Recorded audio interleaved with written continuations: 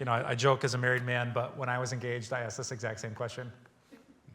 There was an intern at our church, and I remember asking him, but if I already asked Kim to marry me, we're kind of married in God's sight, so we can do whatever, right? And he's like, no, sir, you cannot. So it's a good question. If you love someone, you care about them, obviously physical attraction and beauty and sexual pleasure is a gift from God, too, that we want to celebrate. So where are the lines? I love I'm stealing this from someone else, that the question, like, how close can I get to, like, the line of sin without actually sinning is, I think, what most sophomore boys want to know. But if the goal is not just to, like, when I go to the Grand Canyon, I don't want to stay so far away from the edge that I don't get to enjoy it. I think you can be, like, hyper conservative, like, you can't ever hold hands or kiss, or you're right. So I think there's, like, a safe place where we can go and enjoy, like, God-given physical contact. Can I open a Bible passage and find a rule, like, you can do A, B, and C, but not D, E, and F? I can't. The Bible talks about sex like a beautiful fire. Fire's good in a fireplace. It's bad to start in other rooms of the house. It can cause all kinds of damage. And so we want to be cautious. I have my Bible open to Hebrews 13, verse 4, which says, marriage should be honored by all and the marriage bed kept pure. So I want to make sure in a culture that kind of throws out, I'm just amazed at just how, and maybe I am getting into middle age, just the more media I watch where sexual sin is trivialized like it's just fun and exciting and thrilling, and you never see the consequence. I shouldn't name names.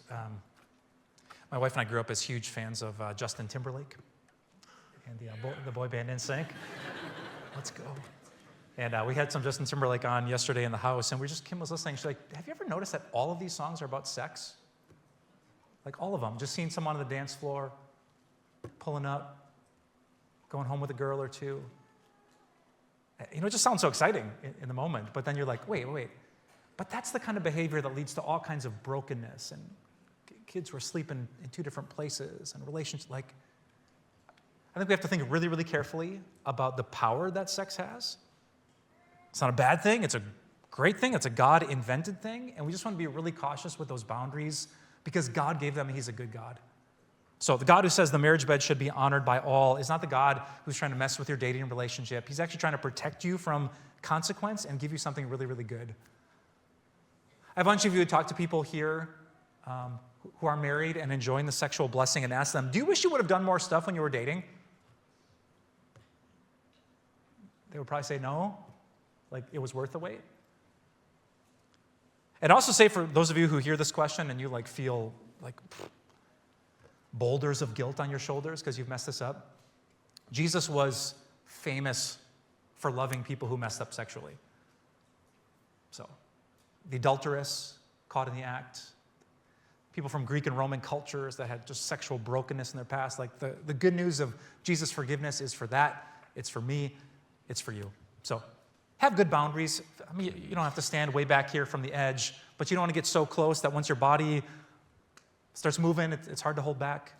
I was reading a book yesterday that says it's dangerous to start moving in a downward direction because it's tough to turn around and turn back uphill. I think there are sexual things that you can do where your body's just going to kick in and start moving in the direction it was meant to.